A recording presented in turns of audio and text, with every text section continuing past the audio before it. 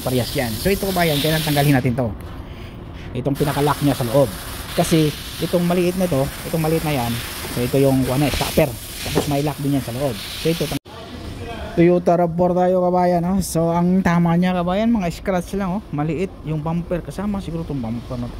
Kasi bago itong yung molding bago yan. Repair yung pintuan. Ito yung pintuan na yun. So 3,000 to si kabayan, ha. Pintura, kasama lahat, pintura. Fender, yung bumper hindi pa nakalista eh. 2023 model, ito yung nakawin, delikado to.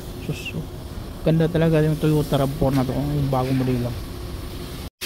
Ito kabayan, Toyota RAV4. So RAV4 RAV4 okay. So tatanggalin natin yung handle dito sa likuran. So yung likuran, yung harapan sa kalikuran, hindi parehas yan. So ito kabayan, kailangan tanggalin natin to, itong pinaka-lock nya sa loob, kasi itong maliit na to, itong maliit na yan, so ito yung stopper, tapos may lock din yan sa loob.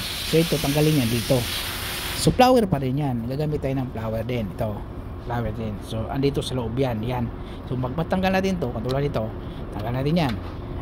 Ito kabayan, sa mga hindi pa baguhan pa lang, ha, pero yung mga magagaling na, kasi ito, tanggalin natin yung wire, yan, papalitin yan, di ba? Pero ibalik din natin yan para mag-lock siya, ito, di ba? Yan,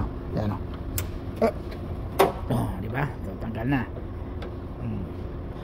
Ibabalik din natin yung lock, kasi hindi naman tanggalin natin yung pintuan. Pero pag tanggalin natin yung pintuan, pwede hindi na natin ibalik yung lock. Tulad ng kabayan, oh.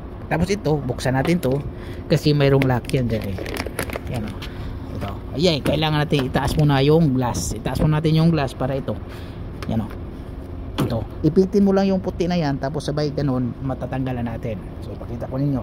Yan, so tinaas na natin yung glass. So ito kabayan, ito yung sinasabi ko, ipitin mo lang yung puti na yan, yung dalawa. Yan, ipitin mo, tapos sabay ganun. So, di ba? Tanggal na. So ito, tapos ito, hilahin natin to.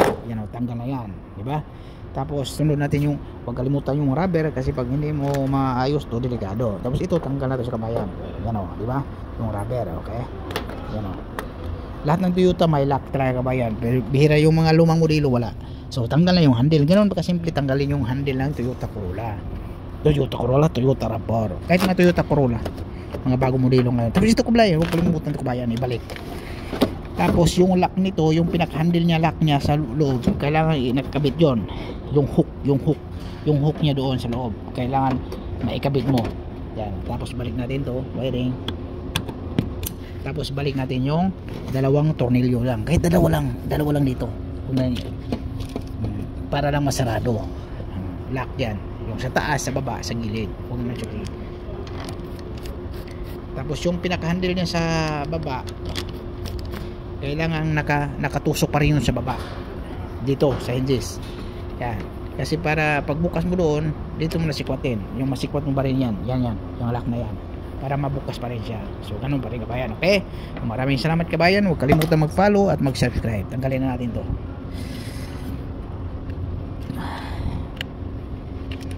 Diba? Tanggal na sa bayan. So okay na yan sa kabayan. So hindi na natin galawin yan. So yan. Okay na yan. So tanggal na lahat ng mga accessories. So lilinisan natin yan, ilagay sa preparasyon. Yung dito naman sa molding na yan sa baba, mayroong tornilyo na may nut yan sa loob, tapos mga clip na yan. Katulad dito, parehas lang yan, eh. Katulad nito kabayan. So buksan mo to, mayroong nut yan sa loob. Tapos mga clip na yan, hilain mo lang yan, walang problema yan. Okay? Pag si RB naman, pag Honda si RB, mga basag yung clip. Pero ito, hindi mabasag yan. Walang problema yan. Okay? Maraming salamat kabayan.